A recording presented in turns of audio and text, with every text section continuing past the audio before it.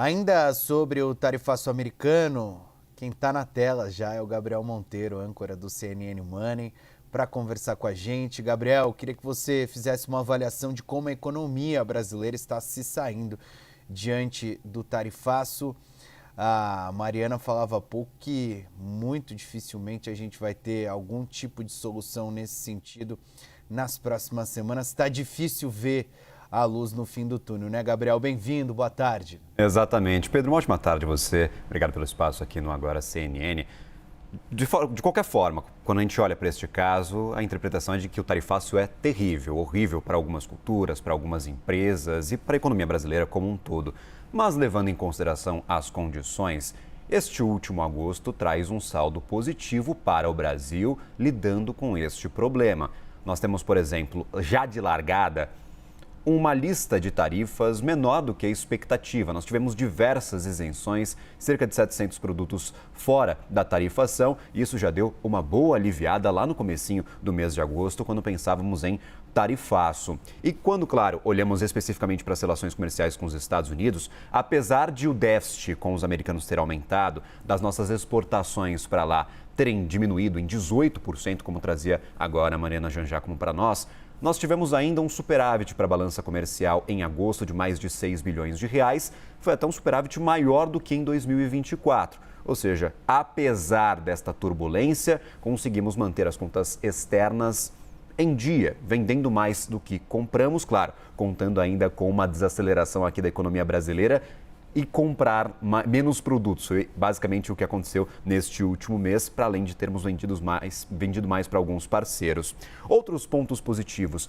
Há uma coordenação entre o Estado brasileiro e também os empresários. O discurso parece muito similar do setor público e do setor privado em defesa da nossa economia. E os avanços foram claros. Nós conseguimos, na minha avaliação, neste último mês, separar a discussão política da discussão técnica.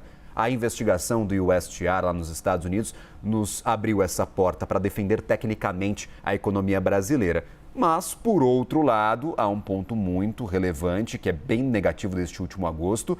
Não há nenhum sinal de que um acordo entre os dois países esteja próximo.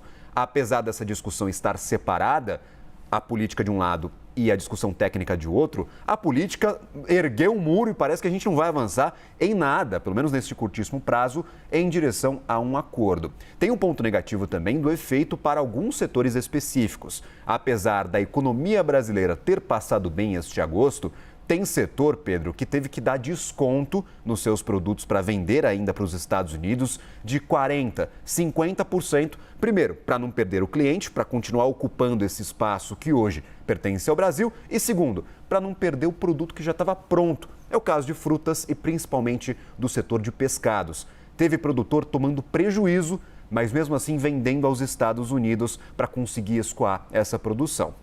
Claro, são os efeitos de uma disputa comercial entre os dois países. Destacaria que, claro, nestes próximos meses a gente precisa avançar com um acordo. A diplomacia brasileira precisa funcionar para darmos passos à frente para derrubar este tarifaço. Teve uma questão, né, Gabriel? A Mariana relembrou agora o fato de que os Estados Unidos, no momento que aplicou as tarifas, retirou da lista dos produtos tarifados vários produtos.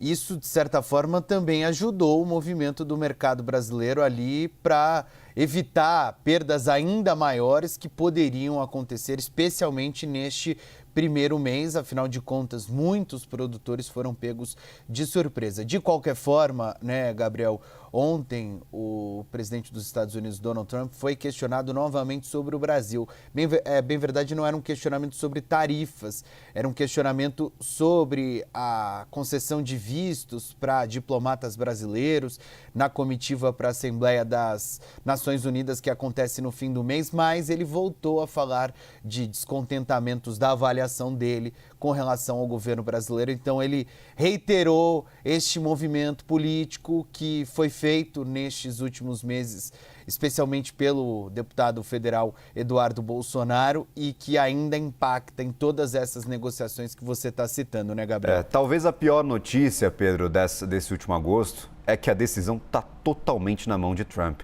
Conversa para lá, conversa para cá, os empresários batem na porta das autoridades americanas, todas as informações indicam na mesma direção. O papo está na mesa de Trump, é Trump que vai decidir, parece que ele está bem convicto de colocar restrições aqui ao Brasil. Sem dúvida. Obrigado, viu, Gabriel, pela sua participação aqui no Agora CNN. A gente volta a conversar em breve.